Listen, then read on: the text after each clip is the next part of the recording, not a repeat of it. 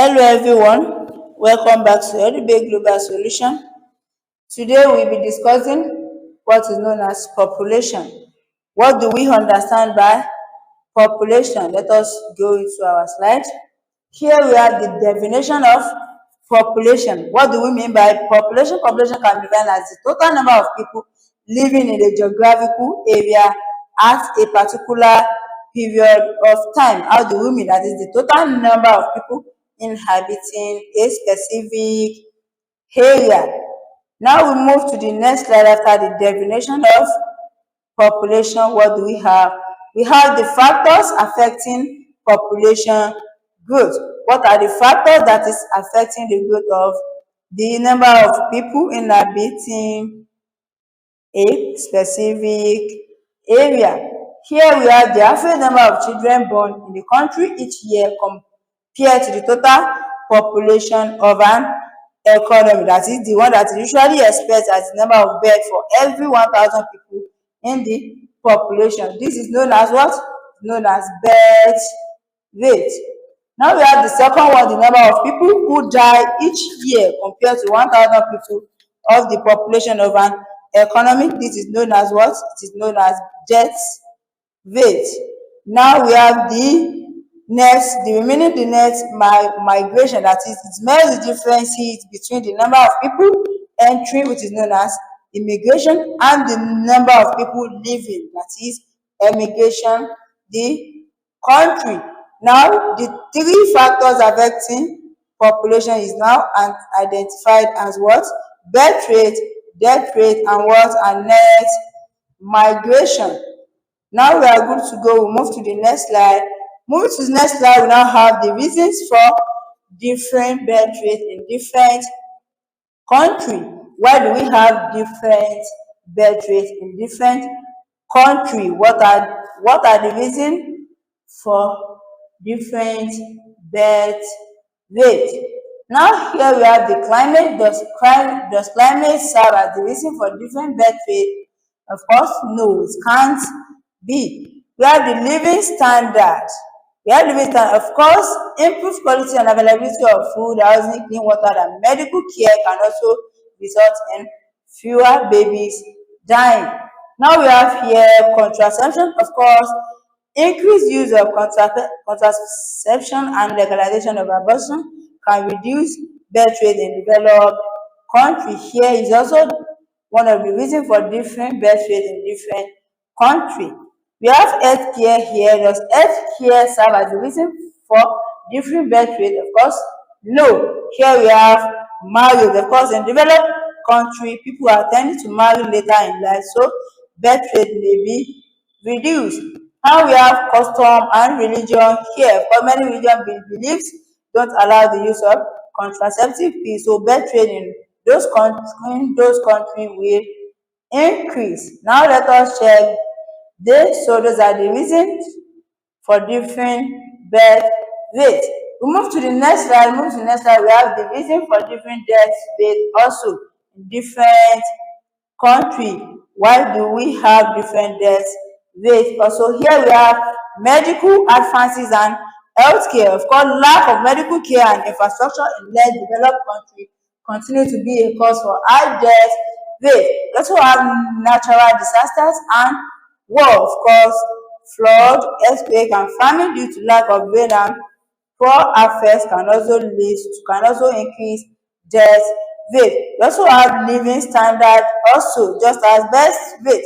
Death is also tend to be very high in less developed economies due to lack of good quality of food, shelter, and medical care. We also have poverty here. Of course, poverty can also lead to reason for different death rates in different countries. In addition to that, we have one past question here related to what? Related to falling in population.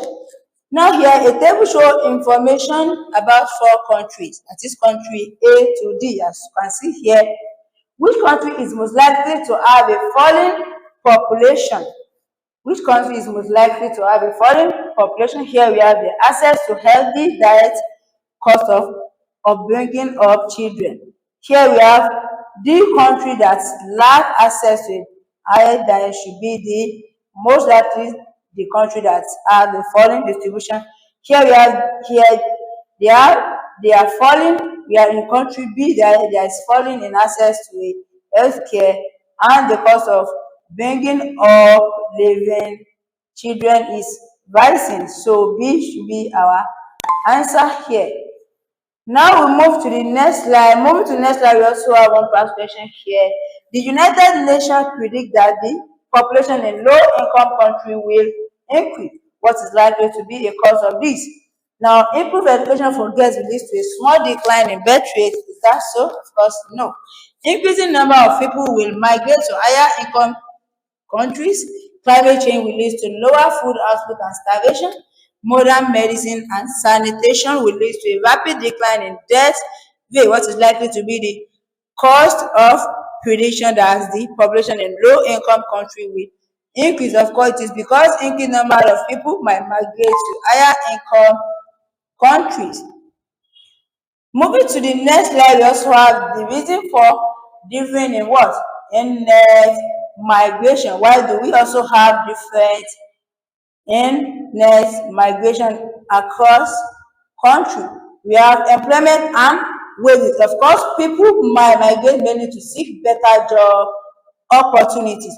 We also have climate here. Of course, cold and very warm countries region will face more immigration than other countries. We also have living standards. Of course, people move to countries where living standards are high when they can benefit from. We also have natural disaster. Of course, natural disaster also can also make people to migrate from one country to another. Now we move to the next slide. Moving to the next slide, we now have what is known as population structure. Now the structure of population can be analyzed using what we have here. We have population pyramid, gender distribution, and age distribution. Here we have the first sentence to be the division of the population into different age groups like under 16, those between 16 and 64, and what? Those over 65 years. That is, those are the categories of age distribution. That is the category of age distribution. Now here we now have the population that indicates the number of males compared to number of females.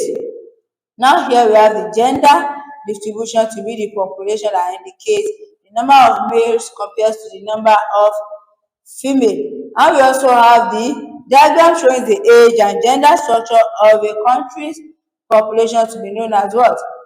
Population pyramid. Now that is our structure of a population. And under 16 categories are known as children, and the 16 to 64 are categorized as the labor force, while over 65 are categorized under aging population. Now we move to the next slide. Moving to the next slide, we have one past question here. A country has a declining population. It also has a changing population structure in which the size of 15 to 64 age group is becoming smaller. That is from the size of the children and the labor force is becoming smaller. How could it immediately reduce the labor supply shortage? Here we have the lower tax and increase basic wage rate. Is that so? No. Invest more in technological research, allow immigration of skilled labor, encourage increases in family size. Of course, by allowing immigration of skilled labor, it can also reduce the labor supply shortage. Now we move to the next slide. Moving to the next slide, we now have the concept of optimum population. We move to the next slide, we have the concept of optimal population. An optimal population is the size of population which maximizes the country's output per head. That is, the output of goods and services per head of the population is maximum. Here we have the graph showing the stages of the population. We have optimum population here, and we have the under population and over population. Of course, an economy is underpopulated when it doesn't have enough labor to make the best use of its resources, and it is overpopulated when the population is too large given the resources it has. Now we move to the next slide. Moving to the next slide, we now have the effect of increase in what? Increase in population size and structure. We have the increase in death rate. Does that serve as an effect in population size and structure? Of course, no. Increase in death rate doesn't serve as the effect of increase in what? Now we have the putting more pressure on already scarce resources. Of course, increase in population size and resources puts more pressure on scarce resources. Decreased birth rate. Of course, this decreased birth rate doesn't have effect of population size and structure. Increase the supply of labor. Of course, increase in population also increase the supply of labor. Now we have increased factor mobility. Of course, to increase the factor mobility also. Now increase the size of home market.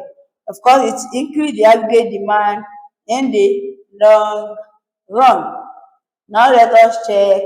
Yes, we are good to go. We move to the next slide.